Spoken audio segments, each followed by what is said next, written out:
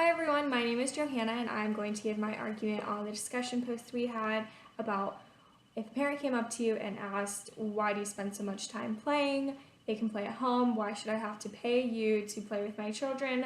I would try to reinforce how important play is in a child's development and learning. From what I read and researched, play is the major activity through which children learn.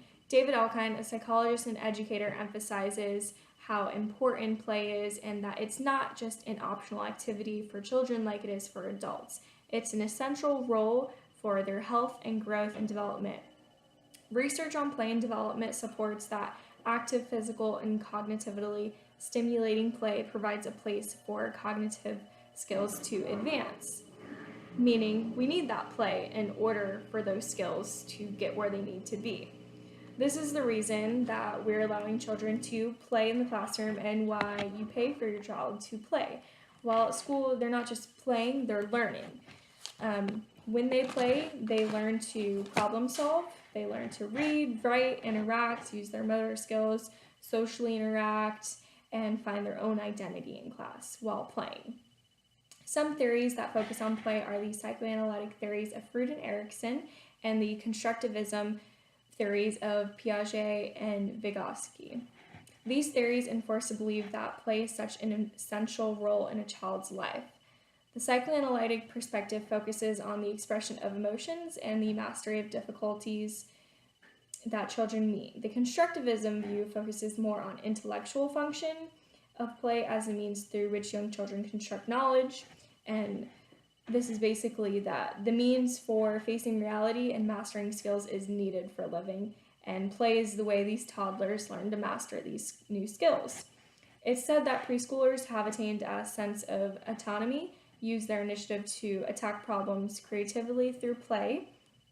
This goes on to how play relates to their mental development. In this way, play serves functions of assimilation and accommodation. Following, there are 3 stages in the development of play and are defined by the type of assimilative acts that children use. The first is practice play, in which the children will repeat an activity over and over again until they get it.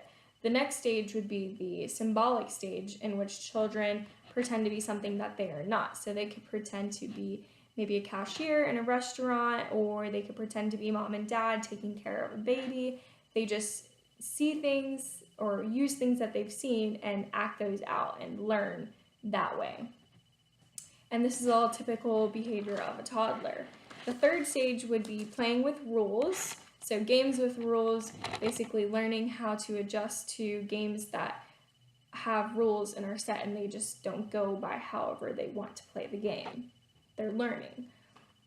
Piaget believes that children must have some degree of control over his or own activity to develop properly through play, and this is why educators allow children to play with classmates or play alone without instruction so that they can understand how to work things out on their own, how to problem solve, and how to interact with other kids, rather not just by themselves.